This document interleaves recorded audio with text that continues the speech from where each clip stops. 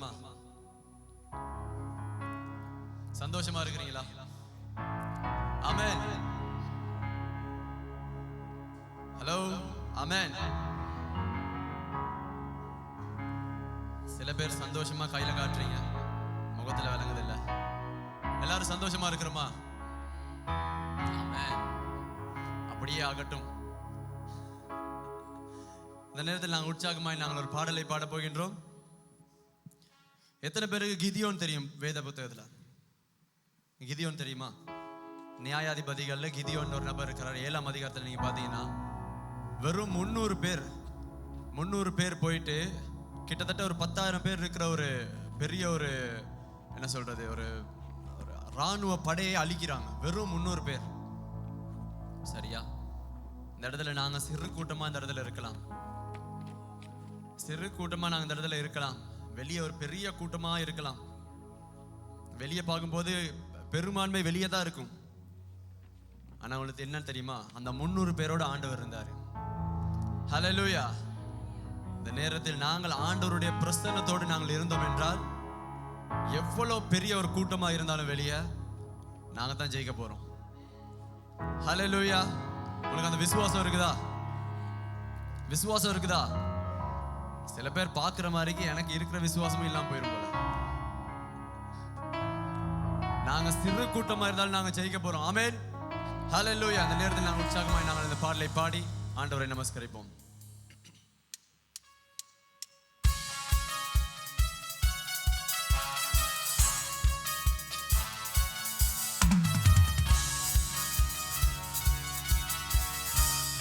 உற்சாகமாய் கரங்களை தட்டி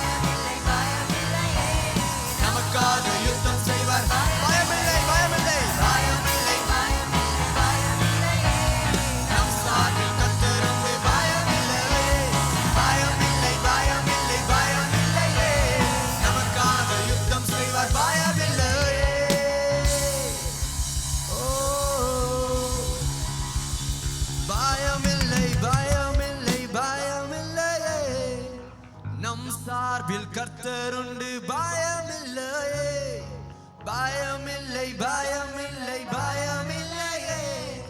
நமக்காக யுத்தம் செய்வார். மறுபடியும் சொல்லுவோம், பயமில்லை பயமில்லை பயமில்லை பயமில்லையே. நம் சார்பில் கர்த்தருண்டு பயமில்லையே, பயமில்லை பயமில்லை பயமில்லையே. நமக்காக யுத்தம் செய்வார். பயமில்லையே. ஹல்லேலூயா ஹல்லேலூயா. ஆண்டவர் எங்களோடு இருக்கின்றார், ஆண்டவர் எங்களோடு இருக்கின்றார். அதற்கு நாங்க அந்த பிரச்சனத்தை காத்துக்கொள்ள வேண்டும். நாங்க தனியா யுத்தம் பண்ணோம்னா நாங்க தோத்து தான் போறோம். எத்தனை பேர் விசுவாசிங்க? ஆண்டோட பிரச்சனை எங்களோடு இருக்கும் பொழுது எவ்வளவு பெரிய மதிலா இருந்தாலும் நாங்க தாண்டி போயிடுறோம். ஆமென் ஹல்லேலூயா ஹல்லேலூயா. இந்த நேரத்தில் நாங்கள் அனைவரும் கண்களை மூடி நாங்கள் எங்களை ஒப்பு கொடுப்போம். வேற எந்த யோசனையும் இல்லாமல் நாங்கள் இந்த நேரத்தில் எங்களுடைய இருதயத்தை திறந்து வைப்போம்.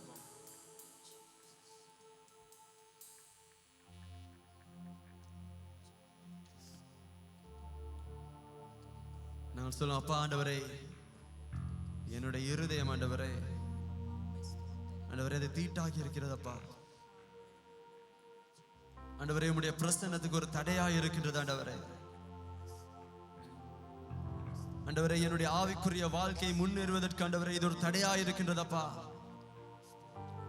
இந்த நேரத்தில் நாங்கள் உண்மையாக அறிக்கையிடுவோம், நாங்கள் ஒருவரும் பரிசுத்தர் அல்ல. இந்த இடத்தில் யாரும் பரிசுத்தர் அல்ல. ஆனால் அவருடைய சுத்த கிருபையினால், அவருடைய இரத்தத்தில் கழுவப்பட்டதினால் நாங்கள் பரிசுத்தவான்களாய் மாறி இருக்கிறோம். இந்த நேரத்தில் சொல்லுவோம், அப்பா ஆண்டவரே என்னுடைய இருதயத்தை நீர் தேற்ற வேண்டும் அப்பா. ஓ தகப்பனே, என்ன தொடுங்க ஆண்டவரே, தொடுங்க ஆண்டவரே.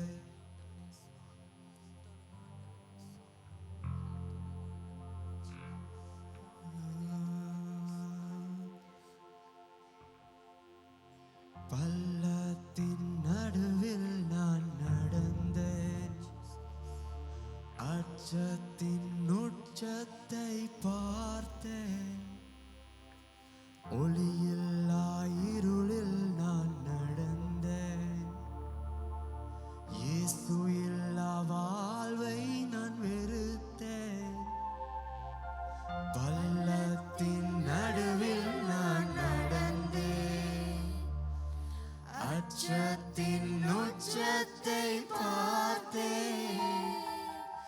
ஒளியில்லா இருளில் நான் நடந்தேன், இயேசு இல்லா வாழ்வை நான் வெறுத்தேன். உடைத்தீர், உருவாக்கினீர், சிருஷ்டித்தீர், சீர்படுத்தினீர், புடமிட்டீர், புதிதாக்கினீர், பிரித்தீர், பிரியாதிருந்தீர். எனக்கு யாருண்டு? கலங்கின நேரத்தில் உம் கரம் என்னை நடத்தியதே. எனக்கு யாருண்டு? கலங்கின நேரத்தில் உம் கரம் என்னை நடத்தியதே. உடைத்தீர், உருவாக்கினீர், சிருஷ்டித்தீர், புடமிட்டீர், புதிதாக்கினீர், பிரித்தீர், பிரியாதிருந்தீர். எனக்கு யாருண்டு? கலங்கின நேரத்தில் உம் கரம் என்னை நடத்தியதே. மரணத்தின் விளிம்பில், மரணத்தின் விளிம்பில் நான் இருந்தேன், பாதாள குழியில் நான் கிடந்தேன், பாவத்தின் பாரத்தை சுமந்தேன், இயேசு இல்லா வாழ்வை நான் வெறுத்தேன். மரணத்தின்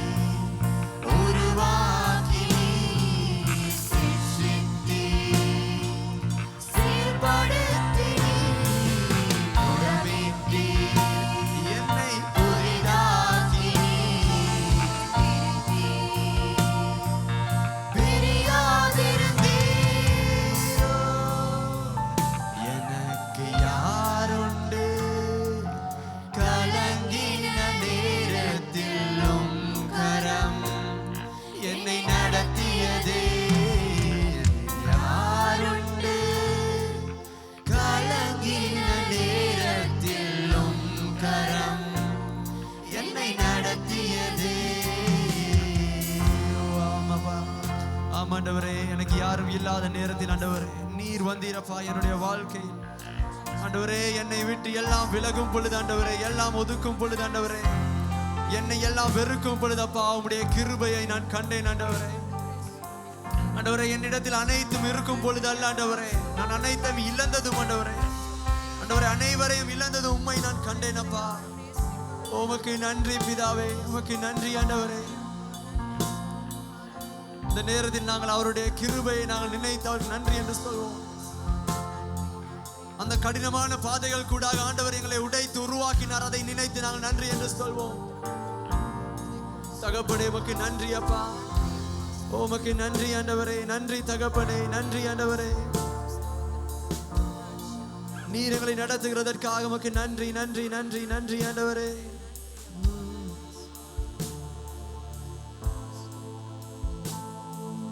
பள்ளத்தின் நடுவில் நான் நடந்தேன், அச்சத்தின் உச்சத்தை பார்த்தேன், ஒளியில்லா இருளில் நான் நடந்தேன், இயேசு இல்லா வாழ்வை நான் வெறுத்தேன். பள்ளத்தின் நடுவில் நான் நடந்தேன், அச்சத்தின் உச்சத்தை பார்த்தேன், ஒளியில்லா இருளில் நான் நடந்தேன், இயேசு இல்லா வாழ்வை நான் வெறுத்தேன். நுழைத்தீர், உருவாக்கினீர், சிருஷ்டித்தீர், சீர்படுத்தினீர், குணமிட்டீர்,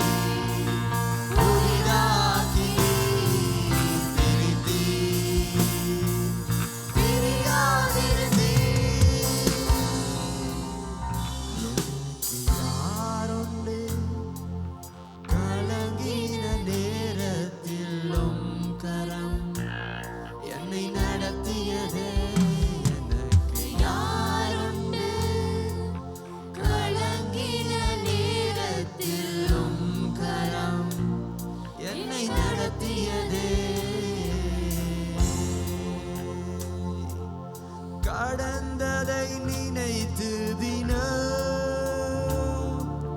கண்ணீர் வடிக்கின்றாயோ, கடந்ததை நினைத்து தினம் கண்ணீர் வடிக்கின்றாயோ, நடந்ததெல்லாம் நன்மைக்கே நன்றி நன்றி சொல்லு, நடந்ததெல்லாம் நன்மைக்கே நன்றி நன்றி சொல்லு. ஆனந்தம் பேரானந்தம் அருணாதர் சமூகத்திலே, ஆனந்தம் பேரானந்தம் என் அருணாதர் சமூகத்திலே, போராடும் என் நெஞ்சமே புகலிடம் மறந்தாயோ, பாராடும் இயேசு உண்டு, பதறாதே மனமே.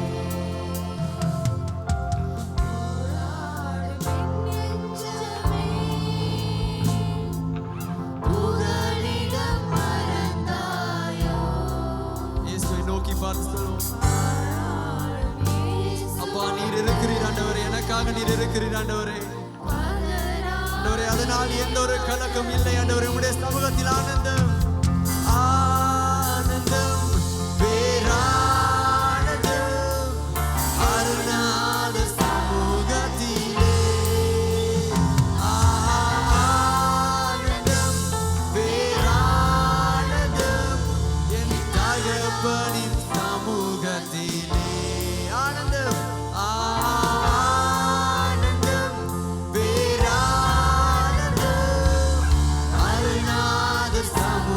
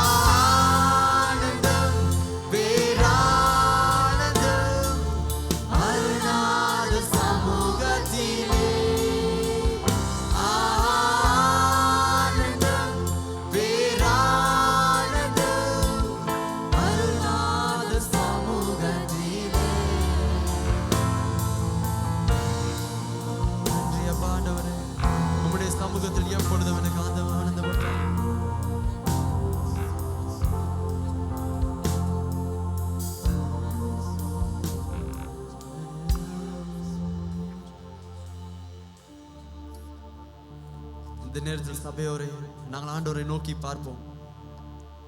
ஆண்டவர் எங்களிடத்தில் விரும்புகின்ற ஒரு காரியம்தான், நாங்கள் விட்டு அந்த ஆதி அன்பு, அதற்கு நாங்கள் மறுபடியும் திரும்ப வேண்டும். நாங்கள் திரும்பாவிட்டால் எந்த ஒரு பிரயோஜனமும் இல்லை. எங்களுடைய வாழ்க்கை குளிரும் இல்லாமல் அனலும் இல்லாமல் அப்படியே போய்விடும். நாங்கள் ஆண்டவரை அறிந்து கொண்ட அந்த நாள், எங்களுக்கு ஆண்டவர் மேல் இருந்த அந்த அன்பு, அந்த அர்ப்பணிப்பு, ஆண்டவர் அதை எதிர்பார்க்கின்றார். அவர் எங்களிடத்தில் முழு இருதயத்தை, முழு ஆத்மா, முழு மனதை கேட்கின்றார். நாங்கள் அதை கொடுக்கின்றோமா சபை? இந்த நேரத்தில் நாங்கள் சிந்தித்து பார்ப்போம். இல்லை என்றால் நாங்கள் சபைக்கு வருவதில் எந்த ஒரு பிரயோஜனமும் இல்லை.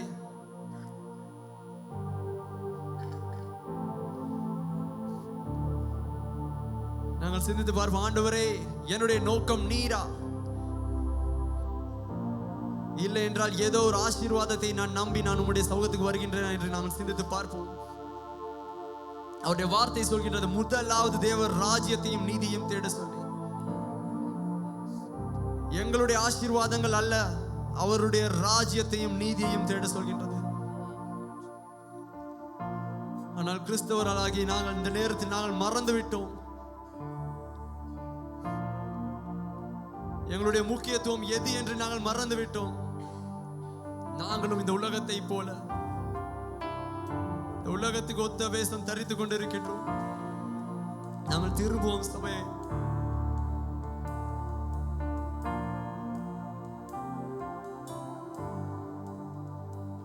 அவர் எப்பொழுதும் எங்களை மறவாமல் எங்களோடு இருந்து எங்களை நடத்துகின்றார். நாங்கள் என்ன செய்கின்றோம்? எத்தனை முறை நாங்கள் அவரை மறந்து விட்டோம்.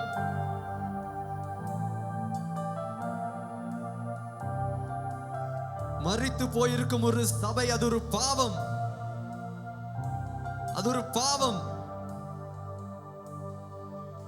எங்களுக்கு பரலோகம் சொந்தமல்ல. நாங்கள் மரித்து போயிருந்தால், எங்களுடைய ஆவி மரித்து போயிருந்தால் நாங்கள் பரலோகத்தின் சொந்தக்காரர்கள் அல்ல.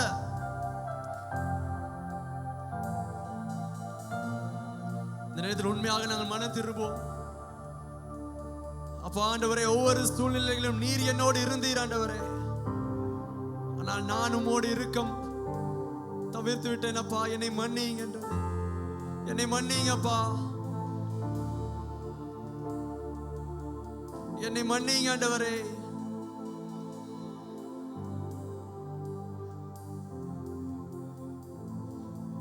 விபச்சாரத்துக்கும், வேசித்தனத்துக்கும், லஞ்சத்துக்கும், கடனுக்கும் ஆண்டவரே நாங்கள் எங்களை வித்து விட்டோம் அப்பா. எங்களை மன்னிங்க ஆண்டவரே.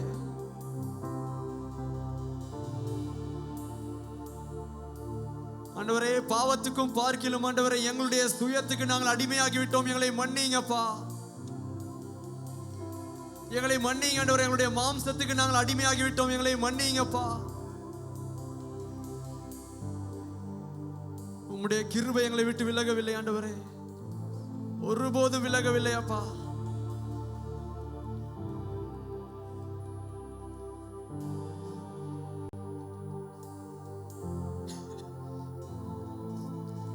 அந்த கிருபை நோக்கி பார்த்து சொல்லுவோம், அப்பா ஆண்டவரே, நீங்க என்னோடு இருந்தீங்க, அதற்காக நன்றி அப்பா.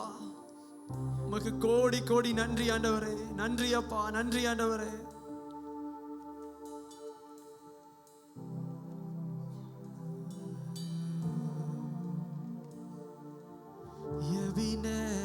நீர்தானையா இதுவரை உதவி நீரே, நீர்தானையா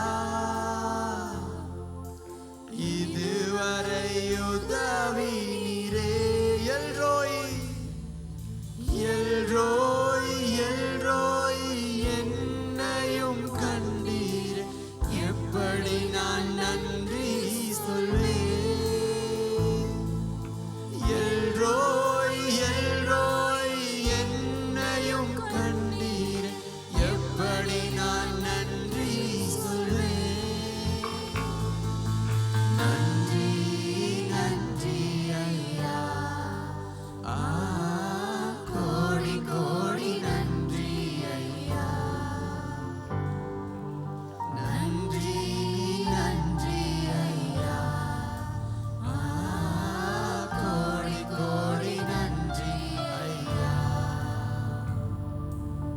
நாங்கள் முடிந்தவர்கள் அனைவரும் இந்த நேரத்தில் முழங்காலில் இருந்து நாங்கள் சொல்லுவோம், அப்பா உமக்கு நன்றி ஆண்டவர். அனைவரும் முழங்காலில் இருந்து நாங்கள் அந்த கிருபைக்கு நன்றி என்று சொல்வோம். நாங்கள் தகுதியற்ற பாத்திரர்கள், அவருடைய சமூகத்தில் இருக்க நாங்கள் தகுதியற்றவர்கள். ஆனால் அந்த கிருபை எங்களை இந்த இடத்தில் வைத்திருக்கின்றது. ஆண்டவருடைய ஆலயத்தில் தங்கியிருந்த அந்த பிரசன்னம் இன்றைய நாளில் இந்த பாவியான எங்களுடைய இருதயத்தில் தங்கி இருக்கின்றது. அதை மறந்து விட வேண்டாம் சபே, அதை மறந்து விட வேண்டாம் சபே.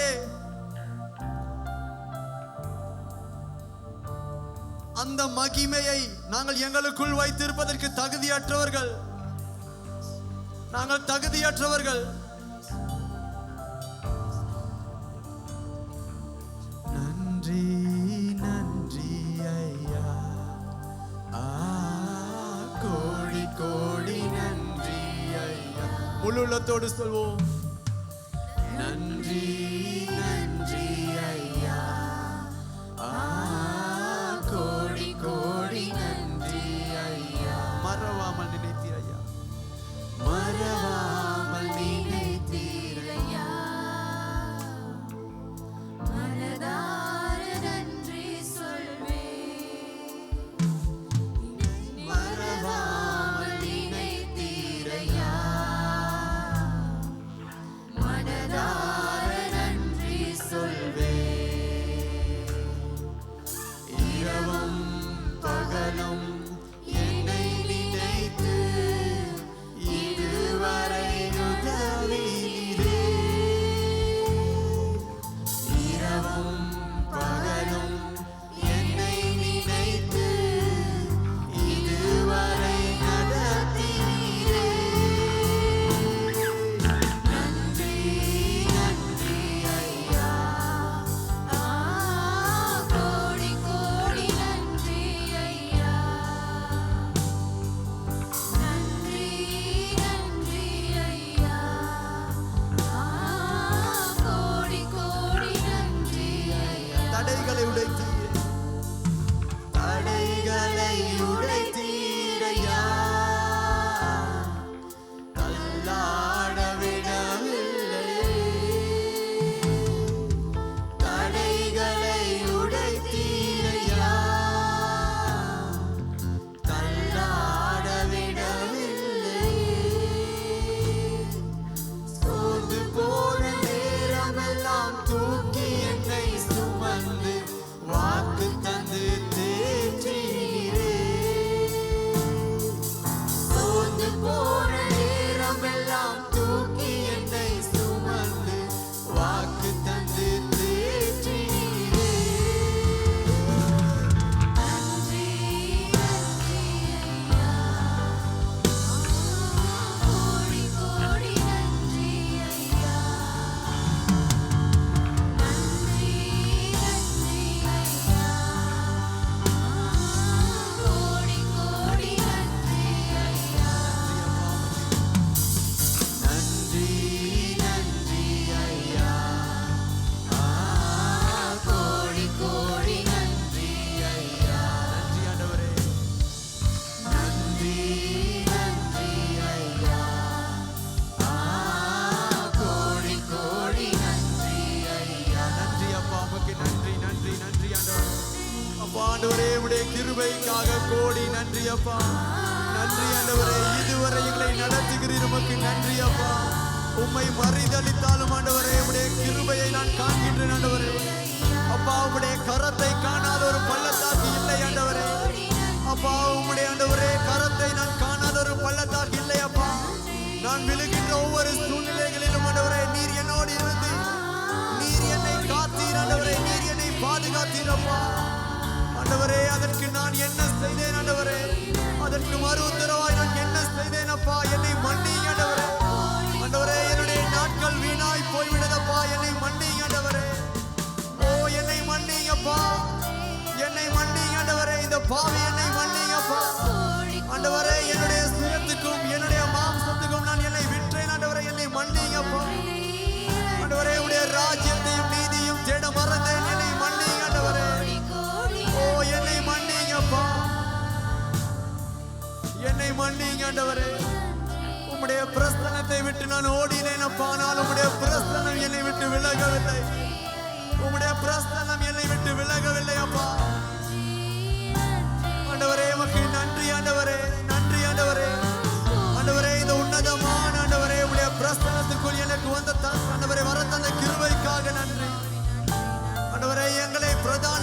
ஊழியர்கள் இடத்தில் வைத்திருக்கிறதற்காக உமக்கு நன்றி அப்பா.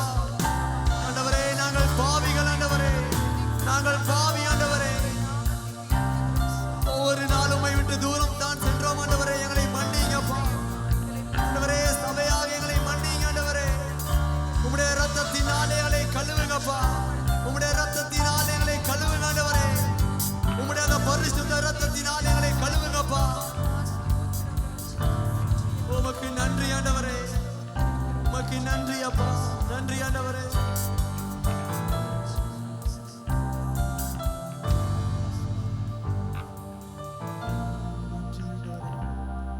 நன்றி அப்பா. நன்றி ஆண்டவரே.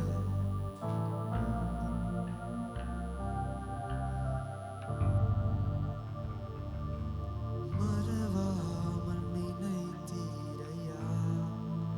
ஆமாண்டவரே.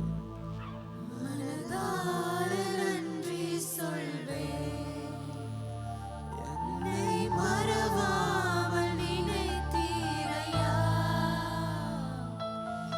மனதார நன்றி சொல்வேன். இரவும் பகலும் என்னை நினைத்து இந்த பாவி என்னை நினைத்து இதுவரை நடத்தினீரே. ஆமாண்டவரே. என்னுடைய பாவங்கள் அல்ல ஆண்டவரே, ஆனால் என்னை நீர் நினைத்து ஆண்டவரே என்னை நடத்தினீரப்பா. இதுவரை நடத்தினீரே. இரவும் பகலும் இரவும் பகலும். நன்றி நன்றி ஐயா. கோடி கோடி நன்றி ஐயா. உமக்கு நன்றி அப்பா. நன்றி ஆண்டவரே. நன்றி நன்றி ஐயா. கோடி கோடி நன்றி ஐயா. நன்றி அப்பா. நன்றி ஆண்டவரே. நன்றி நன்றி ஐயா. கோடி கோடி நன்றி ஐயா. நன்றி ஆண்டவரே. நன்றி நன்றி நன்றி ஐயா. கோடி கோடி நன்றி ஐயா. நன்றி ஐயா. நன்றி நன்றி நன்றி ஐயா. கோடி கோடி நன்றி ஐயா. நன்றி அப்பா. உமக்கு நன்றி ஆண்டவரே. நானே ஒரு எழுந்திருப்போம் அந்த நேரத்தில்.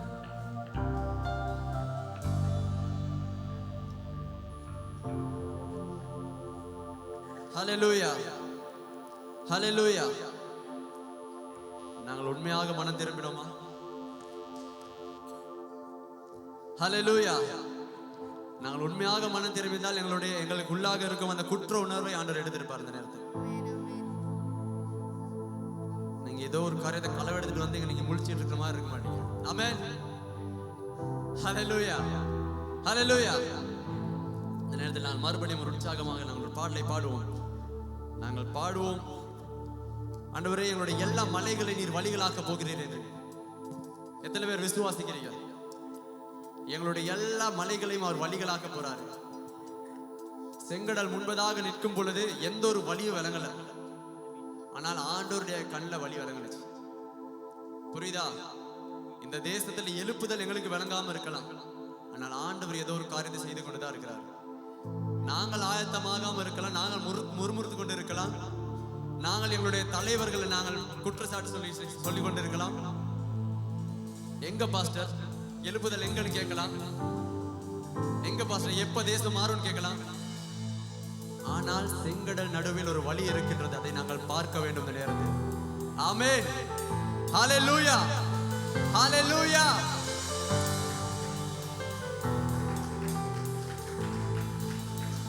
எனக்கு அந்த வழி விளங்குது. எனக்கு செங்கடல் நடுவில் அந்த வழி விளங்குது. உங்களுக்கு விளங்குதா? உங்களுக்கு விளங்குதா? விளங்குனா சந்தோஷம் முகத்துல விளங்கணும். ஹல்லேலூயா. ஹல்லேலூயா. நாங்கள் பாடுவோம் இந்த நேரத்தில். மலைகள் எல்லாம் வழிகள் ஆக்குவார், எங்களுடைய எல்லா பாதைகளையும் செவ்வையாக்க போகின்றார்.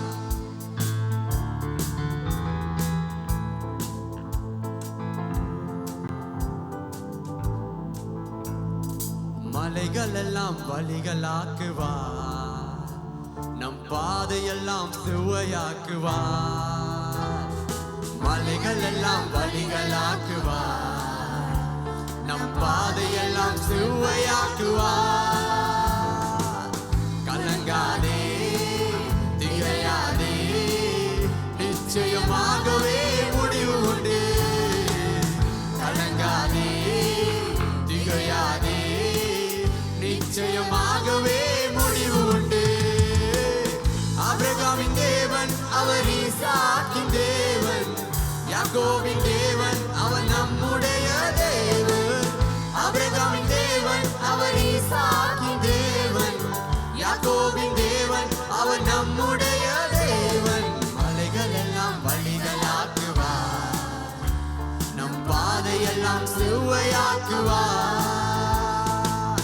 பெரிய பர்வதமே எம்மாத்திரம், செருபாபேல் முன்னே சமமாகுவாய்.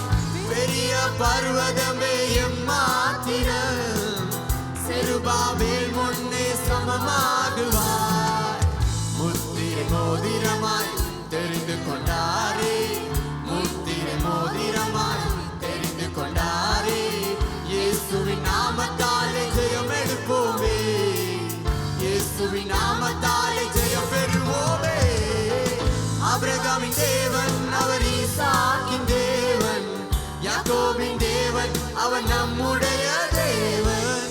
ஆபிரகாமின் தேவன் அவர் ஈசாக்கின் தேவன், யாக்கோபின் தேவன் அவர் நம்முடைய தேவன். மலைகள் எல்லாம் வழிகளாக்குவார்.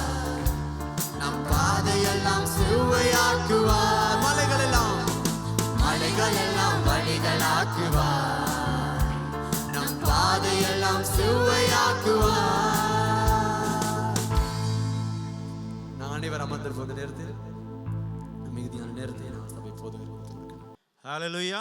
இதனால் நமக்கு கர்த்தருடைய வார்த்தையை பயந்தோடு பிரசங்கியார் உங்களை அறிமுகப்படுத்தி வைக்க விரும்புகிறேன். பிரசங்கியார் அங்கே அறிமுகப்படுத்தல ஏற்கனவே வந்திருக்கிறார். அதே போல் உங்களுக்கு தெரியும், இவர் இங்கே கனடா பிரதேசத்திலே மோன்றியல்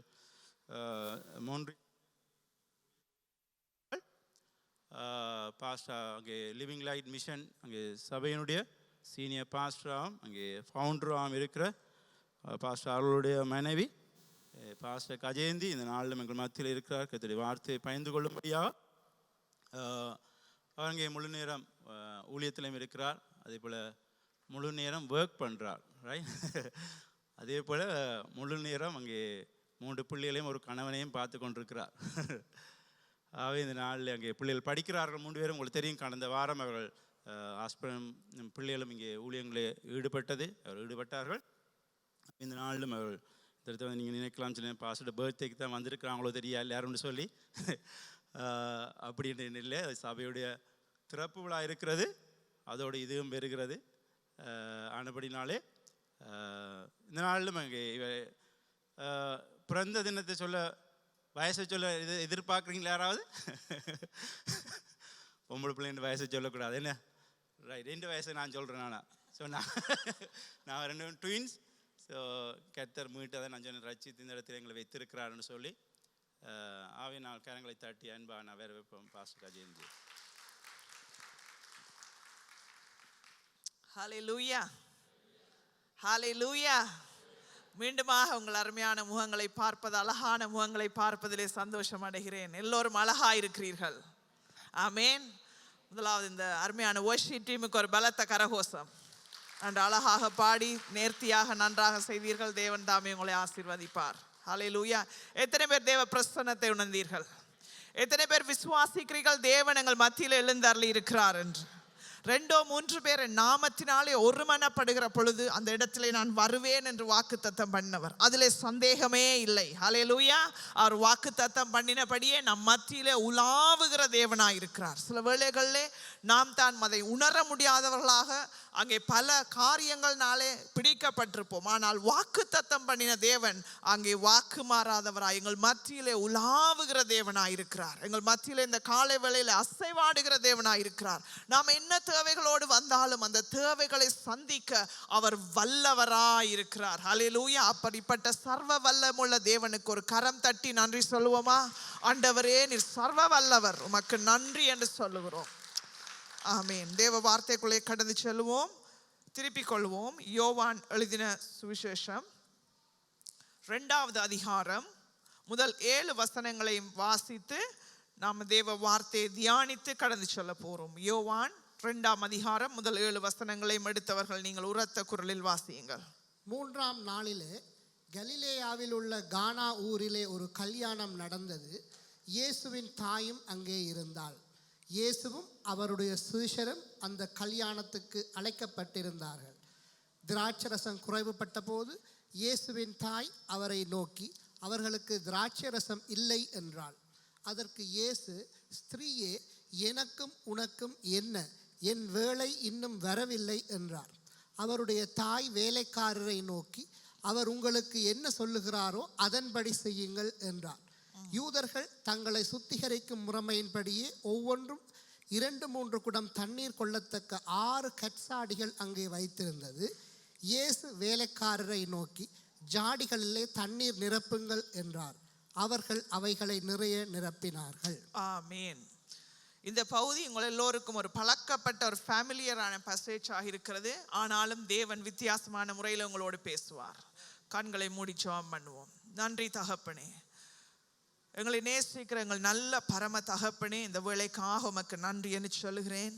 இந்த வார்த்தைகளை தியானிக்கிற பொழுது ஆண்டவரே, உம்முடைய பிள்ளைகளோடு நீர் பேசுவீராக என்று ஜெபிக்கிறேன். சிந்தனைகள் ஒவ்வொன்றையும் சிறைப்பிடிக்கிறேன். உம்மை அறிகிற அறிவுக்கு விரோதமாய் எழும்பக்கூடிய எல்லா வாக்குவாதங்களையும் மனமேட்டிகளையும் கிறிஸ்து இயேசுவுக்குள் சிறை பிடிக்கிறவளாய் இருக்கிறோம் என்று அது வார்த்தை சொல்லுகிறபடி இப்பொழுதும் சிந்தனைகள் அங்கும் இங்கும் அலைக்கழியாதபடிக்கு ஒவ்வொரு சிந்தனைகளும் வார்த்தைக்கு நேராக திரும்பும்படிக்காய் சிறை பிடிக்கிறேன் ஆண்டவரே. இயேசுவின் நாமத்தினாலே இந்த வார்த்தையினாலே ஒவ்வொருவரையும் திருப்தியாய் போஷித்து அனுப்பும்.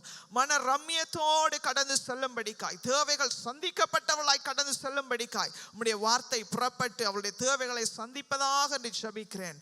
அடியாளையும் சிலுவையின் பின்பாய் மறைக்கிறேன். இயேசுவின் நாமத்தில் ஜெபிக்கிறேன் நல்ல பிதாவே. ஆமேன், ஆமேன், ஆமேன். இங்கே ஒரு சம்பவத்தை பார்க்கிறோம். இயேசு ஒரு கானா ஊர் கல்யாணத்துக்கு கடந்து செல்கிறார். அவருடைய சீஷர்களும் அந்த இடத்திலே காணப்படுகிறார்கள். அதே போல இயேசுடைய தாயாரும் அந்த இடத்திலே அழைக்கப்பட்டிருந்தார். இயேசுவும் அவருடைய சீஷரும் அந்த கல்யாணத்துக்கு அழைக்கப்பட்டிருந்தார்கள். இயேசுடைய தாயாரும் கூட அந்த கல்யாணத்திலே காணப்பட்டார்கள் என்று நாங்கள் இந்த இடத்திலே பார்க்கிறோம். இந்த செய்திக்கு ஒரு தலையங்கம் கொடுப்பதுன்னு சொன்னால் காட்ஸ் டைமிங், தேவனுடைய வேளை என்கிற தலைப்பு கீழே நான் பேச விரும்புகிறேன். தேவனுடைய வேளை. நம்முடைய வாழ்க்கையிலே தேவன் எல்லாவற்றுக்கும் ஒவ்வொரு வேளையை வைத்திருக்கிறார். நீங்கள் பிரசங்கி 3ஆம் அதிகாரம் 11வது வசனத்தை பார்ப்பீர்களா இருந்தால், அவர் சகலத்தையும் அதனதின் காலத்தில் நேர்த்தியாய் செய்கிறார் என்று வார்த்தை சொல்லுகிறது.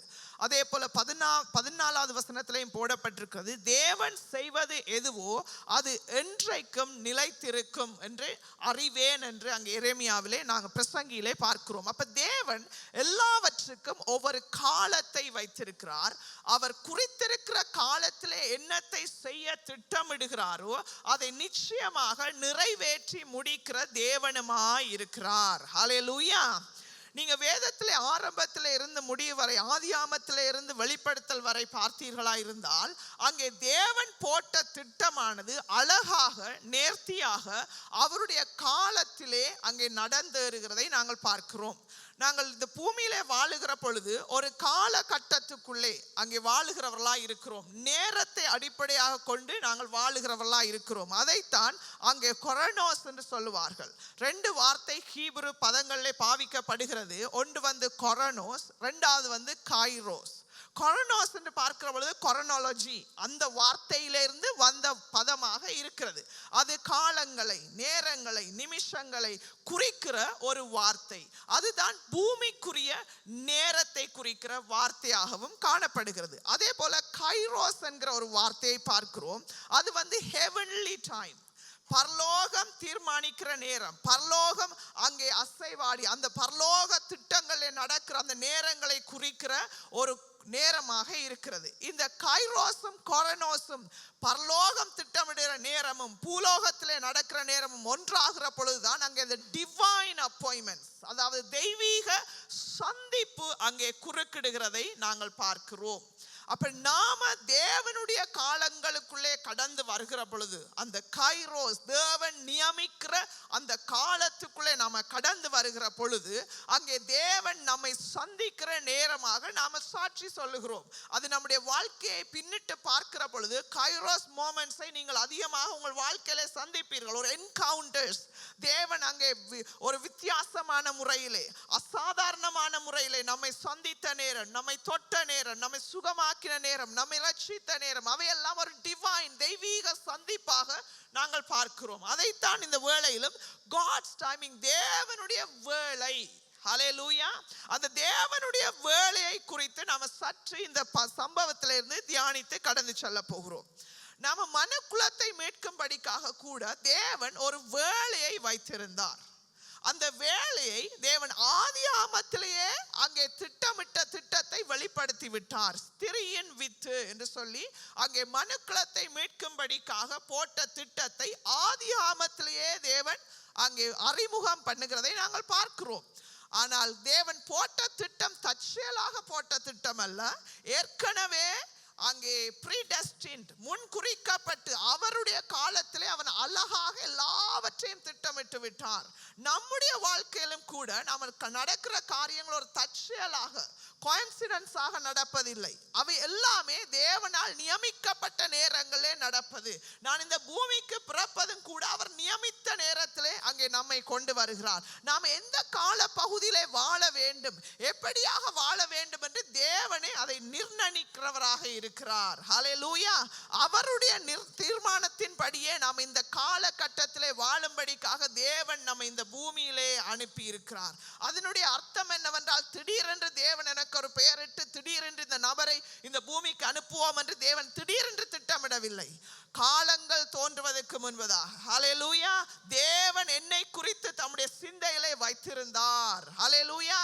காலம் வருகிற பொழுது ஏற்ற நேரத்திலே தேவன் நம்மை பூமிக்கு அனுப்புகிறார். ஹல்லேலூயா. அதான் தேவன் நம்மை முன்குறித்தார் என்று பார்க்கிறோம்.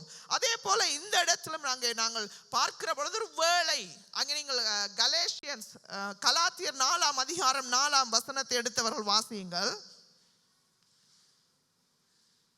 கலாத்தியர் 4:4. நாம் புத்திர சுவிகாரத்தை அடையும்படி நியாயப்பிரமாணத்திற்கு கீழ்ப்பட்டவர்களை மீட்டுக் கொள்ளத்தக்கதாக காலம் நிறைவேறின போது ஸ்திரீயினிடத்திற்கு பிறந்தவரும் நியாயப்பிரமாணத்திற்கு கீழானவருமாகிய தம்முடைய குமாரனை தேவன் அனுப்பினார். இங்கே நான் குறிக்க வைக்கிற வார்த்தை என்னவென்று சொன்னால், காலம் நிறைவேறின போது, ஃபுல்னஸ் ஆஃப் டைம், காலம் நிறைவேறின பொழுது, அந்த காலம் நிறைவேறின போது ஸ்திரீயினிடத்தில் பிறந்தவரும் நியாய பிரமாணத்துக்கு கீழானவரும் ஆகிய தம்முடைய குமாரனை தேவன் அனுப்பினார். ஏற்கனவே தேவன் அங்கே திட்டத்தை போட்டாலும் மனுக்குலத்தை ரட்சிக்கும்படிக்காக தன்னுடைய மெய்யான உண்மையான ஒரே பேரான குமாரனை அனுப்பும்படிக்காக திட்டத்தை போட்டாலும் அவர் அந்த காலத்துக்காக காத்து கொண்டிருந்தார். அந்த நேரத்துக்காக, சரியான நேரம், அங்கே ஹெவன்லி டைம், பரலோகம் எந்த நேரத்தை நியமித்திருக்கிறதோ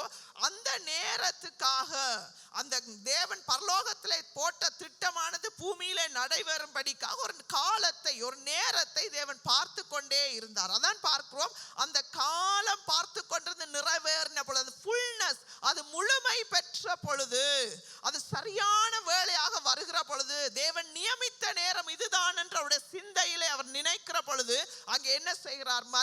மரியாளிடத்திலே அங்கே இயேசுவை அனுப்புகிறார். ஹல்லேலூயா. காலம் நிறைவேறின பொழுது, காலத்தை தேவன் எல்லாவற்றுக்கும் குறித்திருக்கிறார். பிரியமானவர்களே, அதே போல இங்கேயும் இந்த சம்பவத்திலே நீங்கள் பார்ப்பீர்களா இருந்தால், மரியாள் என்ன சொல்லுகிறாள்? இயேசுவோட திராட்சரசம் 2-3 வசனம், திராட்சரசம் குறைவுபட்ட போது இயேசுவின் தாய் அவளை நோக்கி, அவர்களுக்கு திராட்சரசம் இல்லை என்றால். அதற்கு இயேசு, ஸ்திரீயே, எனக்கும் உனக்கும் என்ன, என் வேளை இன்னும் வரவில்லை. இங்கே பார்க்கிறோம், இந்த கல்யாண ஒரு சம்பவத்திலே இந்த கல்யாண வீட்டிலே இயேசுவும் அவருடைய தாயாரும் சீஷர்களும் இருக்கிறார்கள். அங்கே திராட்சரசம் அங்கே அவர்களுக்கு பரிமாறப்படுகிறது. திராட்சரசம் இல்லை என்றுடன் அங்கே பெண்களாகிய நாங்கள் அங்கே கிச்சனில் இருப்போம், எங்களுக்கு தெரியும் என்ன நடக்கிறது எது நடக்கிறது என்று. அவர்களும் அதே போலவே அங்கே பெண்களோடு பெண்களாக இருந்து அவர்களுக்கு உதவி செய்திருப்பார்கள். அந்த மரியாளுக்கு இப்படி தெரிந்தவுடனே அவர் இயேசு வண்டையிலே வந்து அப்ரோச் பண்ணுகிறார், இயேசுவை அணுகி வருகிறார்கள். இந்த தேவையை, அதாவது கடைசி நிமிஷமாக இருக்கிறது, ஜனங்கள் வந்து கொண்டே இருக்கிறார்கள், ஒரு அவசர தேவையாக இருக்கிறது. அங்கே வந்த ஜனங்களுக்கு திருப்தியாக அனுப்பாவிட்டால் அங்கே அவர்கள் எப்படியாக மணமக்களையும் அந்த குடும்பத்தையும் குறித்து ஒரு எதிர்மறையான கருத்து காணப்படும், ஒரு தேவையில்லாத பேச்சு அங்கே காணப்படும் என்று சொல்லி கருத்திலே கொண்டு இது அவசரமாக தீர்க்க வேண்டிய ஒரு தேவை என்கிறதை மரியாள் அந்த இடத்திலே உணர்ந்தாள். ஒரு தாயாக, ஒரு சகோதரியாக அந்த திருமண இடத்திலே தேவை என்று வருகிற பொழுது அந்த ஏர்ஜென்சியை, அந்த அவசரத்தை உணர்ந்தவராக அவர் அங்கே இயேசு வண்டையிலே கடந்து வருகிறார். அவளுக்கு தெரியும் இயேசு வண்டையிலே போனால் ஒரு அற்புதம் நடக்கும், நிச்சயமாக அவராலே முடியும். ஏனென்று சொன்னால் இயேசு பிறந்த பொழுது இயேசுவை குறித்து சொன்ன தீர்க்க தரிசனங்கள், இயேசுவை குறித்து சொன்ன வார்த்தைகள் எல்லாவற்றையும் இயேசு மரியாள் இருதயத்திலே வைத்துக் கொண்டாள் என்று வார்த்தை சொல்கிறார். அவர் சொன்ன எல்லாவற்றையும், இயேசுவை குறித்து சொல்லப்பட்ட எல்லாவற்றையும் இருதயத்திலே வைத்தாள் என்று சொல்லி அங்கே வேதத்திலே போடப்பட்டிருக்கு. அவள் இயேசுவை குறித்து அவர் அற்புதங்களை செய்வார், அவராலே பெரிய காரியங்கள் நடக்கப்படும், அவர் மனுக்குலத்தை மீட்க வந்தவர், அவராலே முடியாத காரியம் ஒன்றுமில்லை, அவர் ஒரு தேவகுமாரனாய் இருக்கிறார் என்ற எல்லா காரியங்களையும் இருதயத்திலே வைத்திருந்ததினாலே அவள் அங்கே இயேசுவை போய் அணுகிறார். இந்த வேளையிலே இயேசு ஒரு அற்புதம் செய்ய முடியும்.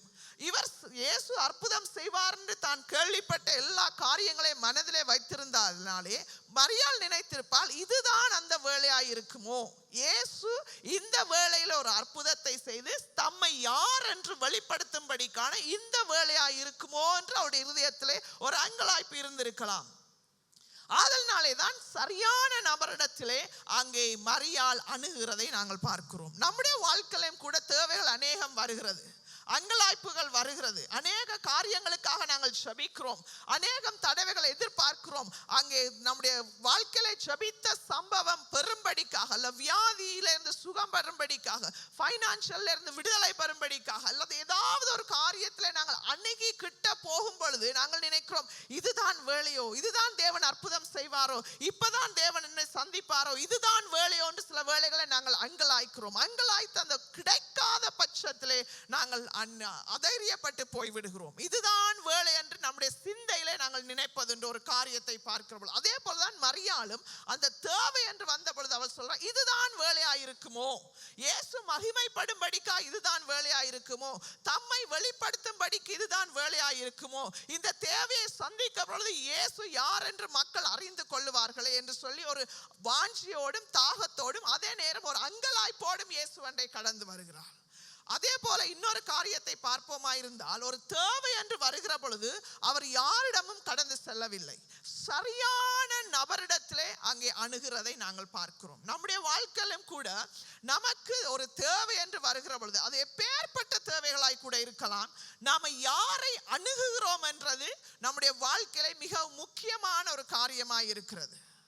நாம் அணுகுகிற நபர் நம்மை ஆலோசனை கொடுத்து நடத்தக்கூடிய நபராக இருக்கிறாரா, நம்மை கட்டி எழுப்பக்கூடிய நபராக இருக்கிறாரா, அங்கே நம்மை உற்சாகப்படுத்தக்கூடிய நபராக இருக்கிறாரா, நமக்கு சரியான வழிநடத்தலை கொடுக்கக்கூடிய நபராக இருக்கிறாரா, யாரை நம்முடைய தேவை என்கிற நேரம் வருகிற பொழுது அணுகுகிறோம். ஆவியிலே வளர்ந்த ஆவிக்குரியவர்களை அணுகுகிறோமா, நம்முடைய போதவர்களை அணுகுகிறோமா, எப்படிப்பட்டவர்களை நாம் அணுகுகிறோம் என்றதிலே நம்முடைய தேவை சந்திக்கப்படக்கூடியதா இருக்கும். ஹல்லேலூயா. அதனாலே அங்கே பார்க்கிறோம் இயேசு வண்டையிலே அவள் கடந்து வருகிறாள். அவள் தானாய் ஒரு திட்டத்தை போடவும் இல்லை, அங்கே சரியான நபரை அங்கே அணுகி வருகிறதை நாங்கள் பார்க்கிறோம். அப்ப அவளுக்கு தெரியும் இந்த ஏர்ஜென்சி, இந்த இடத்துல இந்த தேவை சந்திக்கப்பட்டே ஆக வேண்டும். ஆனால் இயேசு என்ன சொல்லுகிறார், அதற்கு இயேசு ஸ்திரீயே எனக்கும் உனக்கும் என்ன, என் வேளை இன்னும் வரவில்லை. இயேசு என்ன சொல்லுகிறார் சொல்லுங்க பாப்போம் எல்லாரும், என் வேளை இன்னும் வரவில்லை. நீங்க உங்களுடைய எக்ஸ்பெக்டேஷன், உங்களுடைய எதிர்பார்ப்பு உச்சக்கட்டத்தில் இருக்கிறது. இயேசுவாலே முடியும் என்று உங்களுக்கு தெரியும்.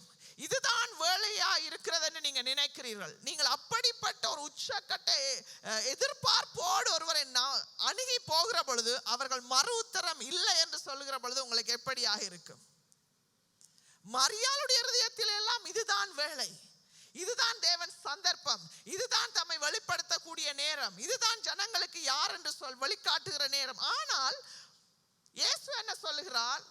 மரியாளுக்கு இல்லை, என் வேளை இன்னும் வரவில்லை என்று சொல்லுகிறார். அப்ப மரியாளுடைய வேளை, மரியாள் நினைக்கிற வேளையும் தேவன் நினைக்கிற வேளையும் ஒரே நேரமாக அங்கே அமையவில்லை. அவள் சொல்லுகிறாள், என் வேளை இன்னும் வரவில்லை. அந்த வேளைக்காக நாங்கள் காத்திருக்க வேண்டியவர்களாக இருக்கிறோம். தேவனுடைய வேலைக்கு நாங்கள் அங்கே எதிர்பார்க்கலாம், இது சரியான நேரம் என்று நினைக்கலாம், நிறைய எதிர்பார்ப்புகளோடு கடந்து வரலாம், அதற்கு அற்புதத்துக்கு அணுகிவிட்டேன் என்று நினைக்கலாம், சமீபமாய் வந்து விட்டேன் என்று நினைக்கலாம்.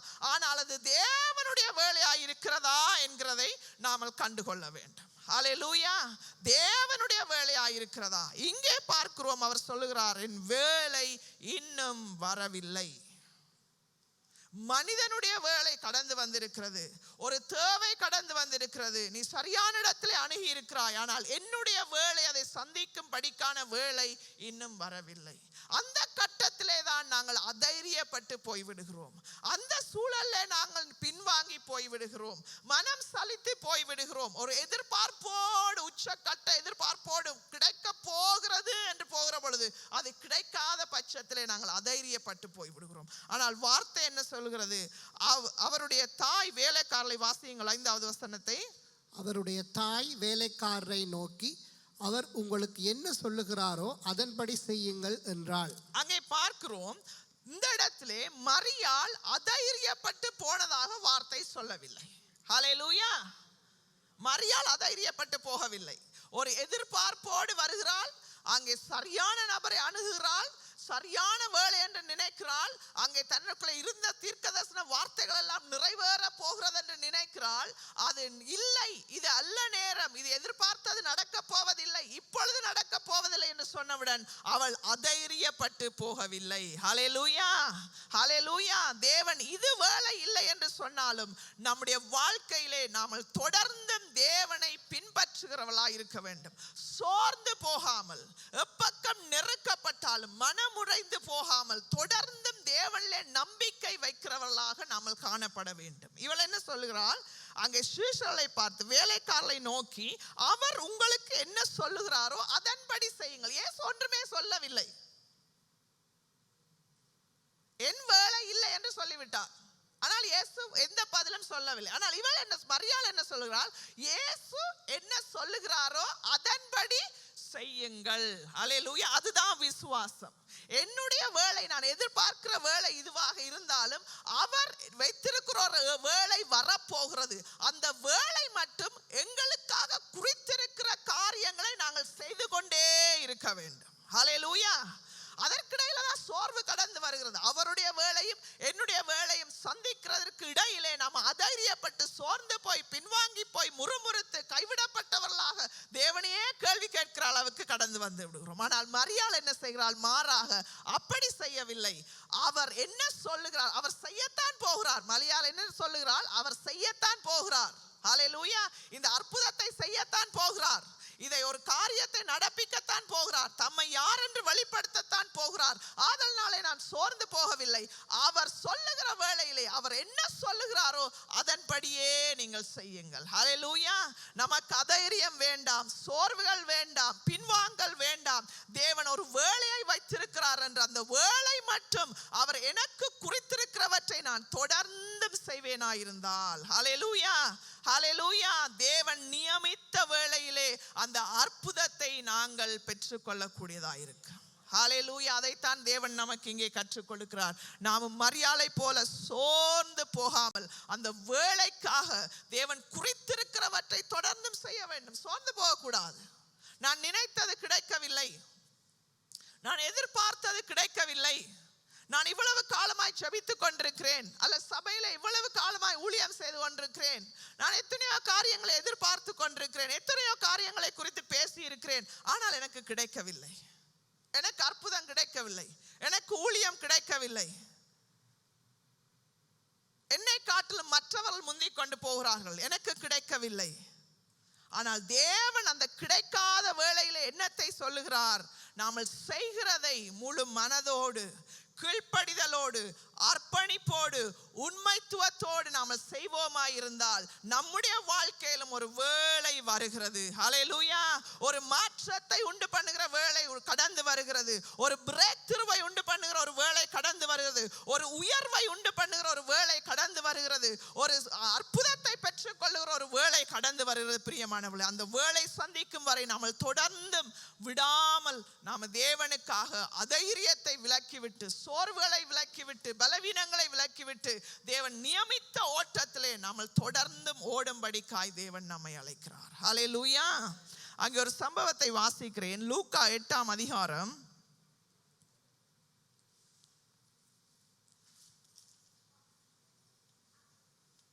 41வது வசனத்தை வாசிங்க. அப்பொழுது ஜெப ஆலய தலைவனாகிய யவீரு என்னும் பெயருள்ள ஒருவன் வந்து இயேசுவின் பாதத்தில் விழுந்து 12 வயதுள்ள தன்னுடைய ஒரே குமாரத்தி மரண அவஸ்தையாயிருந்தபடியால் தன் வீட்டிற்கு வரும்படி அவரை வேண்டிக் கொண்டான். அவர் போகையில் திரளான ஜனங்கள் அவரை நெருக்கினார்கள். அப்பொழுது 12 வருஷமாய் பெரும்பாடுள்ளவளாயிருந்து தன் ஆஸ்திகளையெல்லாம் வைத்தியர்களுக்கு செலவழித்தும் ஒருவனாலும் சொத்தமாக்கப்படாதிருந்த ஒரு ஸ்திரீ அவருக்கு பின்னாக வந்து அவருடைய வஸ்திரத்தின் ஓரத்தை தொட்டாள். உடனே அவளுடைய பெரும்பாடு நின்று போயிற்று. அப்பொழுது இயேசு, என்னை தொட்டது யார் என்று கேட்டார். எங்களுக்கு தெரியாதென்று எல்லாரும் சொன்னபோது பேதுருவும் அவனுடைய கூட இருந்தவர்களும், ஐயரே, திரளான ஜனங்கள் உம்மை சூழ்ந்து நெருக்கி கொண்டிருக்கிறார்களே, என்னை தொட்டது யார் என்று எப்படி கேட்கிறீர் என்றார்கள். அதற்கு இயேசு, என்னிலிருந்து வல்லமை புறப்பட்டதை அறிந்திருக்கிறேன், ஆதலால் ஒருவர் என்னை தொட்டதுண்டு என்றார். அப்பொழுது அந்த ஸ்திரீ தான் மறைந்திருக்கவில்லை என்று கண்டு நடுங்கி வந்து அவர் முன்பாக விழுந்து தான் அவரை தொட்ட காரணத்தையும் உடனே தான் சொஸ்தமானதையும் எல்லா ஜனங்களுக்கு முன்பாக அவருக்கு அறிவித்தார். அவர் அவளை பார்த்து, மகளே, திடன்கொள், உன் விசுவாசம் உன்னை ரட்சித்தது, சமாதானத்தோடே போ என்றார். அவர் இப்படி பேசிக் கொண்டிருக்கையில் ஜெப ஆலய தலைவனுடைய வீட்டிலிருந்து ஒருவன் வந்து அவனை நோக்கி, உம்முடைய குமாரத்தி மரித்து போனால் போதகரை வருத்தப்படுத்த வேண்டாம் என்றான். இயேசு அதை கேட்டு, பயப்படாதே, விசுவாசம் உள்ளவனாயிரு, அப்பொழுது அவள் ரட்சிக்கப்படுவாள் என்றார். ஆமேன். இங்கே நாங்கள் 2 சம்பவத்தை ஒரு ஒரு ஒரு தெருவிலே நடக்கிற காரியத்தை பார்க்கிறோம். 2 சம்பவம் ஒன்றாக நடக்கிறதை நாங்கள் அங்கே பார்க்கிறோம். முதலாவது அங்கே 40வது வசனத்திலே ஜெப தலைவனாகிய யாவூரு என்னும் பேருள்ள ஒருவன் வந்து இயேசுவின் பாதத்தில் விழுந்து தன்னுடைய மகள் 12 வயதான ஒரே ஒரு குமாரத்தி மரண அவஸ்தைப்படுகிறாள், அதனாலே நீர் என்னுடைய வீட்டுக்கு வர வேண்டும் என்று சொல்லி அவரை வேண்டிக் கொண்டான் என்று பார்க்கிறோம். அவர் இப்படியாக போய்கொண்டிருக்கிற பொழுது ஜனங்கள் அவரை நெருக்கினார்கள். அப்ப அவன் அந்த யவீரு என்ன செய்கிறான்? தன்னுடைய ஒரே ஒரு குமாரத்தி 12 வயசு இளம் பெண் அங்கே மரித்து போகிற அங்கே வேதனைப்படுகிறாள், அங்கே மரணத்தினாலே பீடிக்கப்பட்டிருக்கிறாள். அப்பொழுது இயேசுவே, நீர் என்னிடத்திலே வாரும், என் வீட்டிலே வாரும் என்று வருந்தி கேட்டுக்கொண்டு இயேசுவும் அந்த கோரிக்கைக்கு ஆம் என்று ஆமோதித்து கடந்து போகிறார். கடந்து போகிற பொழுது ஒரு பெண் ஒருத்தி குறுக்கிடுகிறதை நாங்கள் பார்க்கிறோம். அந்த பெண்ணும் கூட 12 வருஷமாய் பெரும்பாடுள்ள பெண்ணாக இருக்கிறார். தன் ஆஸ்திகள் எல்லாவற்றையும் செலவழித்தும் ஒரு சுகத்தையும் பெறாத அங்கே அதைரியப்பட்ட சோர்வுற்ற ஒரு பெண்ணாக அந்த இடத்திலே நின்று கொண்டிருக்கிறார். சமுதாயத்துக்குள்ளே வர முடியாத ஒரு பெண்ணாக நின்று கொண்டிருக்கிறார். அவளுக்கும் ஒரு தேவை, அவசர தேவை அங்கே காணப்படுகிறது. நீங்கள் யவீருவையும் இந்த பெண்ணையும் பார்ப்பீர்களா இருந்தால் அவள் 12 வருஷம் ஒரு குழந்தை, இங்கே 12 வருஷம் இவள் அவஸ்தைப்படுகிறாள். இவளுக்கும் அங்கே மீட்பு வேண்டி இருக்கிறது. வருஷமாக சுகத்துக்காக அங்கே தான் சுகம் பெற வேண்டும் என்று அங்கே வேதனையோடு வாழ்க்கையை நடத்துகிற ஒரு பெண். அதே போல இதுவும் ஒரு உச்சகட்டத்திலே மரணத்தை சந்திக்க போகிற ஒரு 12 வயசு சிறு குழந்தையாக இருக்கு. ரெண்டுமே சந்திக்கப்பட வேண்டிய, இமிடியட்டாக உடனடியாக சந்திக்கப்பட வேண்டிய ஒரு தேவையாக இருக்கிறது. அதை காட்டிலும் 12 வருஷம் ஸ்திரீ பெரும்பாடுள்ள ஸ்திரியை காட்டிலும் யவீருனுடைய மகளுடைய தேவை அதற்காட்டிலும் முன்பதாக சந்திக்கப்பட வேண்டியதாக இருக்கிறது. சூழல்களை பேக்ரவுண்டை நீங்கள் பார்க்கிற பொழுது இளம் பெண் 12 வயசு, ஒரே ஒரு மகள், வாழ வேண்டியவள், அவள் சுகமாக வேண்டியது. அங்கே நான் நினைக்கிறேன் 12 வயசு பெரும்பாடுள்ள ஸ்திரியை காட்டிலும் முன்பதாக வைக்கப்பட வேண்டிய ஒரு கோரிக்கையாக இருக்கிறது. ரெண்டையும் கொண்டு வைக்கிற பொழுது நாங்கள் சில வேளைகளில் இந்த 12 வயசு பிள்ளைக்குத்தான் சார்பாக இருப்போம். அப்படியாக 2 தேவையும் அங்கே கடந்து வருது. முதலாவது தேவைக்கு இயேசு ஆம் என்று சொல்லி அதிலே அற்புதம் செய்யும்படிக்காய் கடந்து போகிறார். கடந்து போகிற பொழுது இன்னொரு சம்பவம் குறுக்கிடுகிறதை நாங்கள் பார்க்கிறோம். இப்படியாக நம்முடைய வாழ்க்கையிலும் தேவைகள் அதிகமாய் வருகிற பொழுது அங்கே அவசர தேவை என்று புற மக்கள் கூட சொல்லுவார்கள், இந்த தேவை சந்திக்கப்பட வேண்டும் என்று கூட சொல்லுவார்கள். அந்த சூழலில் இன்னொருவர் வந்து குறுக்கிடுகிற பொழுது நாம எப்படி காணப்படுகிறோம்? இது ஒரு தேவை குறுக்கிடப்படுகிறது. குறுக்கிடப்பட்டு அவள் தன்னுடைய சுகத்தை பெற்றுக்கொண்டாள். அந்த சுகத்தை பெற்றுக்கொண்டதை அங்கே சம்பாஷணை அங்கே நடக்கிறது இயேசுவோடு. அந்த சூழலை நீங்கள் சற்று நேரம் பிக்சர் பண்ணி பாருங்கள். அந்த யாவீருடைய இருதயம் எவ்வளவு வேதனையோடு அந்த இடத்துல காணப்பட்டிருக்கும், எவ்வளவு போராட்டத்தோடு காணப்பட்டிருப்பான். ஒவ்வொரு நொடி பொழுதும் இயேசு என்னோடு வந்தார், என் பிள்ளையை சுகமாக்குவேன் என்று என்னோடு கூட வந்தார், என் கோரிக்கையை ஏற்றுக்கொண்டாள். ஆனால் இந்த பெண் இடையில வந்து குறுக்கிட்டு விட்டாளே, இவள் நேரத்தை திருடி விட்டாளே, என்னுடைய அற்புதத்துக்கு தூரமாய் கொண்டிருக்கிறேனே, இப்படி நான் தூரமாகிற பொழுது அங்கே என்னுடைய பிள்ளை மரித்து போகிறது. அவனுக்குள்ள இருந்த அங்கலாய்ப்பை நீங்கள் நினைத்து பாருங்கள், வேதனையை நினைத்து பாருங்கள், அவனுடைய கோரிக்கை தாமதமாகிறதே என்று அவன் உள்ளத்தில் நினைத்த நினைப்பை நினைத்து பாருங்கள்.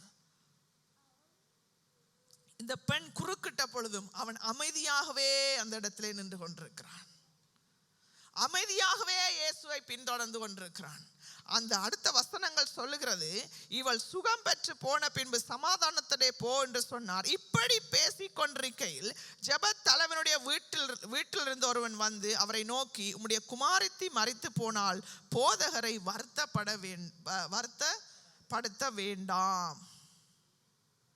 இந்த உச்சக்கட்டம் யாவருடைய, அதாவது ஜெப தலைவருடைய யாவீருடைய உச்சக்கட்ட சிந்தனையை நீங்கள் சற்று யோசித்து பாருங்கள். இந்த பெண்ணை சமாதானத்தோடு ஏற்றுக்கொண்டிருப்பான, இவள் செய்தது சரி என்று சொல்லி, அல்லது இந்த பெண்ணை சபிக்கவும் அல்லது பேசவும் திட்டவும் ஆரம்பித்திருப்பானா? ஏன் இவள் என் அற்புதத்துக்கு குறுக்கிலே வந்தால், என் அற்புதத்தை தட்டி கொண்டு போய்விட்டால்? எவ்வளவோ எதிர்மறையான சிந்தனைகள் அவனுக்குள்ளே ஓடிக்கொண்டிருக்கும். ஆனால் வேதம் அதை அங்கே போடவில்லை. இதெல்லாம் கற்பனையில நான் வாசிக்கிற பொழுது அங்கே சிந்தித்து பார்க்கக்கூடிய செயலாக இருக்கிறது. ஆனால் அவன் அமைதியாக நின்று கொண்டிருக்கிறான். அங்கே வேலைக்காரன் சொல்கிறாள், வருத்தப்படுத்த வேண்டாம் இயேசுவை, இட் இஸ் ஓவர், முடிந்து விட்டது, நீர் அவரை வருத்தப்படுத்த வேண்டாம், குமாரத்தி மரித்து போனார். இயேசு சொல்லுகிறாள், ஜெப தன்னுடைய வீட்டிலிருந்து ஒருவன் வந்து, இயேசு அதை கண்டு பயப்படாதே, விசுவாசம் உள்ளவனாயிரு. ஹல்லேலூயா. நமக்கு அற்புதம் கிடைக்கவில்லை, அங்கே மற்றவர்கள் நம்முடைய அற்புதத்தை தட்டி கொண்டு போகிறார்கள் என்றால் நாமல் தொடர்ந்தும் விசுவாசமாய் இருக்கும்படிக்காய் தேவன் நம்மை அழைக்கிறார். ஹல்லேலூயா. அற்புதத்தை தட்டி கொண்டு போனவர்கள் மேலே நமக்கு ஒரு கசப்பு வரக்கூடாது. நான் அதிகமாக காலமாய் இங்கே இருக்கிறேன், நான் அதிகமாய் பிரயாசப்படுகிறேன், நான் அநேக காரியங்களை செய்கிறேன், எனக்கு கொடுக்க வேண்டிய இடம், எனக்கு கொடுக்க வேண்டிய கனம், எனக்கு கொடுக்க வேண்டிய காரியங்கள் இன்னொருவர் பெற்றுக்கொண்டு போகிற பொழுது நாம் அதைரியப்பட்டு போய்விடக் கூடாது. ஹல்லேலூயா. சோர்ந்து போய்விடக் கூடாது. ஏனென்று சொன்னால் தேவன் எனக்கென்று ஒரு வேலையை வைத்திருக்கிறார். ஹல்லேலூயா. எனக்கென்று ஒரு நேரத்தை வைத்திருக்கிறார். இயேசு சொல்லுகிறார், விசுவாசம் உள்ளவனாயிரு. உன்னுடைய விசுவாசத்தை அதைரியப்படுத்தும்படிக்கான வார்த்தைகள் கடந்து வந்தாலும் நீ விசுவாசம் உள்ளவனாயிரு. நான் இடையிலே இன்னொரு அற்புதத்தை செய்ய வேண்டிய தேவை இருந்து அதை செய்தாலும் உன்னுடைய வேலைக்காய் நீ விசுவாசம் உள்ளவனாயிரு. ஹல்லேலூயா. அப்பொழுது நான் அந்த அற்புதத்தை செய்வேன் என்று ஆண்டவர் சொல்றார். விசுவாசம் உள்ளவனாயிரு, அப்பொழுது அவன் ரட்சிக்கப்படுவான். விசுவாசம் உள்ளவனாயிரு, அப்பொழுது அவன் ரட்சிக்கப்படுவான் என்றார். ஹல்லேலூயா. ஹல்லேலூயா. தேவன் நம்மிடத்திலே எதிர்பார்ப்பது அங்கே அதைரியங்கள், சோர்வுகள், மற்றவர்கள் நம்மை விட்டு முந்தி போகிற பொழுது, பின்னுக்கு வந்தவர்கள் நம்மை காட்டிலும் முந்தி போகிற பொழுது நம்முடைய மனோநிலை எப்படிப்பட்டதா இருக்கிறது? ஹல்லேலூயா. ஹல்லேலூயா. எல்லோரும் வார்த்தையை கேட்கிறீர்கள் என்று நான் விசுவாசிக்கிறேன். நம்முடைய மனோநிலை எப்படிப்பட்டதா இருக்கிறது? இயேசு சொல்லுகிறார், வார்த்தையின்படி நம்முடைய மனோநிலையை நாம காத்துக்கொள்ள வேண்டும். வார்த்தை அந்த இடத்துல என்னத்தை சொல்லுகிறது? இந்த நெருக்கமான சூழல்லே தட்டி பறித்து கொண்டு போகிற வேளைகளிலே நம்முடைய மனோநிலை எப்படி காணப்படுகிறது? யாவீருக்கு சொல்லுகிறார், விசுவாசம் உள்ளவனாயிரு, நீ ரட்சிக்கப்படுவாய். ஹல்லேலூயா. அந்த அற்புதத்தை தொடர்ந்து பார்க்கும் பொழுது அவர் வீட்டில் வந்தபோது அங்கே இயேசு தொடர்ந்தும் போய் அங்கே அந்த சுகத்தை கொடுப்பதை நாங்கள் பார்க்கிறோம். அந்த பிள்ளை உயிர் பெறுவதை நாங்கள் பார்க்கிறோம். ரெண்டும் முடிவிலே நன்மையாகவே முடிகிறது, அற்புதமாகவே முடிகிறது. ஆனால் ஒரு வேளைக்காக தேவன் காத்திருந்தார். ஹல்லேலூயா. நம்முடைய மனோநிலையை தேவனுடைய பட்சமாய் திருப்பும்படிக்கு, தேவன் சார்பிலே திருக்கும்படிக்கு, நாம் சரியான இடத்துல நிற்கிறோமா என்று நம்மை நாம் நிதானித்து பார்க்கும்படிக்கு சில வேளைகளிலே தேவன் அற்புதங்களை நடப்பிப்பதற்கு தாமதமாகவே இருக்கிறார். ஏனென்றால் என்னை நான் யார் என்று அந்த சூழலை அறிந்து கொள்ள வேண்டும். நான் விசுவாசம் உள்ளவளாய்த்தான் இருக்கிறேனா? விசுவாசம் உள்ளவனாய்த்தான் இருக்கிறேனா? தொடர்ந்தும் தேவனை பற்றி கொள்ளுகிறேனா? என்னுடைய அற்புதம் எனக்கு கிடைக்கவில்லை, அது இனி முடியாது என்ற சூழல் வந்த பின்பும் ஆண்டவர் சொல்கிறார், மரித்து போய்விட்டால் என்று செய்தி சொல்ல, இயேசுவை தொந்தரவுபடுத்த வேண்டாம், இட் இஸ் ஓவர் என்று சொல்லுகிறார்கள். ஆண்டவர் சொல்கிறார், விசுவாசமாயிரு. அல்லேலூயா. நம்முடைய பார்வையிலே எதுவெல்லாம் ஓவர், முடிந்தது, முடியாதது, இனி சாத்தியமில்லை என்று சொல்லுகிறோமோ அதெல்லாம் தேவனுடைய பார்வையிலே ஆரம்பமா இருக்கிறது. பிரியமானவர்களே, நம்பிக்கை கொடுக்கிற நேரமாய் இருக்கிறது, நமக்கு வாழ்வளிக்கிற நேரமாய் இருக்கிறது. மனுஷ பார்வையிலே முடிந்தது, இந்த கொரோனாஸ் earthly டைமிலே அது முடிந்ததுதான், ஆனால் பரலோக நேரத்தில் அது முடியவில்லை. ஹல்லேலூயா. அதற்கு இன்னும் சந்தர்ப்பம் உண்டு. ஹல்லேலூயா. இன்னும் அற்புதம் நடப்பதற்கு சந்தர்ப்பம் உண்டு, இன்னும் அங்கே முன்னேறுவதற்கு சந்தர்ப்பம் உண்டு, இன்னும் உயர்வுக்கு சந்தர்ப்பம் உண்டு, சுகத்துக்கு சந்தர்ப்பம் உண்டு, விடுதலைக்கு சந்தர்ப்பம் உண்டு, சமாதானத்துக்கு சந்தர்ப்பம் உண்டு. ஹல்லேலூயா. கரங்களை தட்டி தேவனுக்கு நன்றி சொல்லுங்க.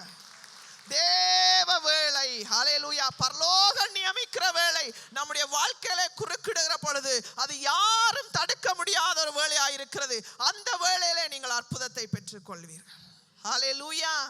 அதனாலே தேவனுடைய வேளைக்காய் நாம காத்திருக்க வேண்டும். அது நம்முடைய குடும்பமா இருக்கலாம், ஊழியமா இருக்கலாம், தேவனுடைய பலத்த கரத்துக்குள்ளே அடங்கி இருக்கிற பொழுது ஏற்ற வேளை, ஹல்லேலூயா, ஏற்ற வேளை தேவன் நம்மை உயர்த்துகிற வேளை. அது வேலை ஸ்தலமாக இருக்கலாம், ஏற்ற வேளை. ஹல்லேலூயா. அது குடும்பமோ பணமோ எதுவாக, வியாதியோ எதுவாக இருந்தாலும் தேவன் நம்மை நன்மையை பெறும்படிக்கான ஒரு ஏற்ற வேளை நம்முடைய வாழ்க்கையிலே வைத்திருக்கிறார். பிரியமானவர்களே, ஹல்லேலூயா. நான் இன்னொரு சம்பவத்தை சொல்லி முடிக்கிறேன். அங்கே யோசேப்பினுடைய வாழ்க்கையை நீங்கள் பார்ப்பீர்களா இருந்தால், யோசேப்பு அங்கே சிறைச்சாலையில் இருந்த பொழுது 2 பேர் அவனிடத்தில் அணுகி வருகிறார்கள். ஒன்று சுயம் பாகி, 2வது பான பத்திரக்காரர். 2 பேரும் யோசேப்பிடத்தில் ஒரு சொற்பனத்தை கண்டோம் என்று சொல்றார்கள். துக்கமாக இருக்கிறார்கள், பிரிசன்ல இருக்கிறார்கள். அவர்கள் யோசேப்பை அணுகி முகத்தை பார்க்கிற பொழுது யோசேப்பு கேட்கிறான், ஏன் துக்கமாக இருக்கிறீர்கள்? அப்பொழுது அவள் தங்களுடைய 2 பேரும் தங்களுடைய சொற்பனத்தை சொல்லுகிறார்கள்.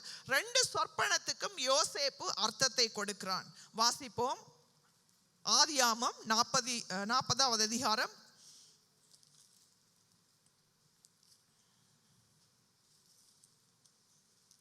2 காரியத்துக்கும் யோசேப்பு அர்த்தத்தை கொடுத்து விட்டு அங்கே சொல்லுகிறான். ஒரு காரியத்தை அவன் சொல்லுகிறான், ஒரு எதிர்பார்ப்பை அவரிடத்தில் சொல்லி அனுப்புகிறான். அங்கே பானபத்திரக்காரன் மீண்டும் அந்த அரண்மனைக்கு உயர்த்தப்படுகிறான், மீண்டும் ஆசீர்வதிக்கப்படுகிறான். சுயம்பாகி அவன் அங்கே கொலை செய்யப்படுகிறான். அவர்கள் செய்த காரியத்துக்காக கொலை செய்யப்படுகிறான். ஒருவரை தேவன் உயர்த்துகிறான். அந்த இடத்திலே அவர் சொல்லுகிறார். 40வது அதிகாரம் 14வது வசனத்தை வாசியுங்கள். இதுதான் அதன் அர்த்தம் என்று சொன்னதும் அன்றி நீ வாழ்வடைந்திருக்கும் போது, இதுதான் அதன் அர்த்தம் என்று சொன்னதும் அன்றி. அவள் சொன்ன சொற்பனத்துக்கு அர்த்தத்தை சொல்லி அவன் அனுப்பிவிட்டு சொல்லுகிறான், நீ வாழ்வடைந்திருக்கும் போது என்னை நினைத்து என் மேல் தயவு வைத்து என் காரியத்தை பார்வோனுக்கு அறிவித்து இந்த இடத்திலிருந்து என்னை விடுதலையாக்க வேண்டும் என்று சொல்லி ஒரு கோரிக்கையை யோசேப்பு பானபத்திரக்காரனிடத்திலே சொல்லி விடுகிறான். அழகான வார்த்தைகளாலே சொல்லிவிடுகிறான். மிகவும் ஒரு எதிர்பார்ப்போடு சொல்லிவிடுகிறான், ஆவலோடு சொல்லிவிடுகிறான். இந்த வேளைதான் நான் அற்புதத்தை அங்கே அர்த்தத்தை விளங்கப்படுத்தினதினாலே இவர் பார்வோனுக்கு போய் இதை சொல்லுகிற பொழுது பார்வோனுடைய கண்களில் எனக்கு இரக்கம் கிடைக்கும், இந்த வேளை நான் விடுதலையாக்கப்பட வேண்டிய வேளை என்கிற ஒரு உச்சக்கட்ட எதிர்பார்ப்போடு சொல்லுகிறான். நீ வாழ்வடைந்திருக்கும் போது என்னை நினைத்து என் மேல் தயவு வைத்து என் காரியத்தை போய் பார்வோனுக்கு சொல்லு, நான் விடுதலையாக்கப்பட வேண்டும். நீ போகிற பொழுது அந்த விடுதலையிலே என்னையும் விடுதலையாக்கும்படிக்காக நினைத்துக் கொள் என்று சொல்லுகிறான். அங்கே தொடர்ந்து நாங்கள் வாசிக்கிறோம் 23. ஆனாலும் பானபத்திரக்காரனின் தலைவன் யோசேப்பை நினையாமல் அவனை மறந்து விட்டான்.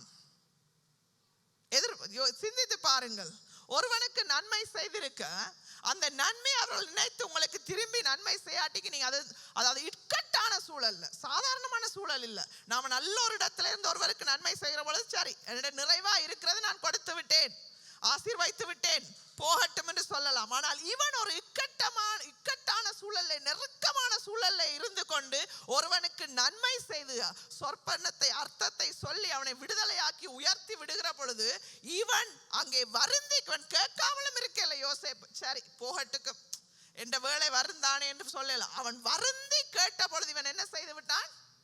மறந்து போய்விட்டான்.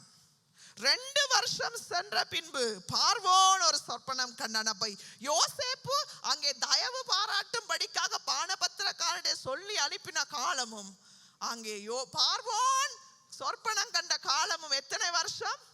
2 வருஷம். யோசேப்பு யோசித்திருப்பான், இவனெல்லாம் ஒரு மனுஷனா, இவனுக்கு நான் அர்த்தத்தை சொல்லி இவனை வெளியாக்கி விட இவன் என்ன நினையாமலே போய்விட்டானே. 1 கிழமை பொறுத்திருப்பான், 2 கிழமை பொறுத்திருப்பான், சரி நல்ல செய்தி வரும், நல்ல செய்தி வரும், என்னை விடுதலை ஆக்குவான், நல்ல செய்தி வரும் என்று. ஆனால் 1 வருஷம், 2 வருஷம், 2வது வருஷம் தான் தேவன் எழுந்தருளுகிறார். பிரியமானவர்களே, ஹல்லேலூயா.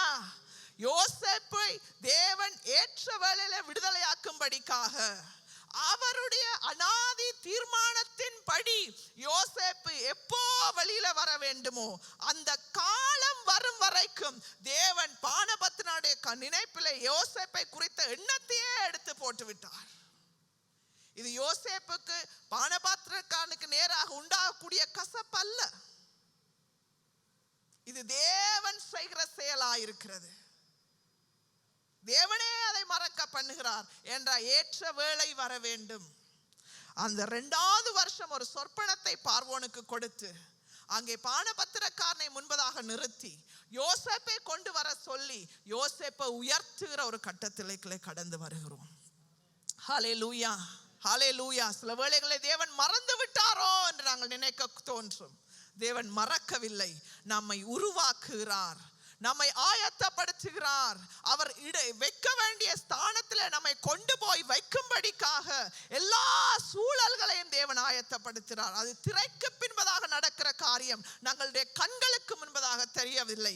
ஆனால் நாம் விசுவாசம் உள்ளவர்களாய் இருப்போமா இருந்தால், அவருடைய வார்த்தையிலே உறுதியாய் பற்றி கொண்டிருப்போமா இருந்தால், முழு இருதயத்தோடு அவர் சொன்னதை முடிவு பரியந்தம் செய்வோமா இருந்தால், நேர்மையாய் இருப்போமா இருந்தால், உத்தமமாய் இருப்போமா இருந்தால், தேவன் நிச்சயமாய் ஏற்ற வேளையிலே நமக்கு உரியதை நம்முடைய கரங்களிலே கொண்டு வந்து கொடுப்பார். ஹல்லேலூயா, ஹல்லேலூயா. தேவன் செய்வார் பிரியமானவர்களே, தேவன் செய்வார், மறந்து போகவே மாட்டார். ஹல்லேலூயா. இந்த சிந்தையோடு நாம் எழுந்திருந்து ஜெபம் பண்ணுவோம். அங்கே ஏற்ற வேளை நம்முடைய வாழ்க்கையிலும் தேவன் குறித்திருக்கிறார்.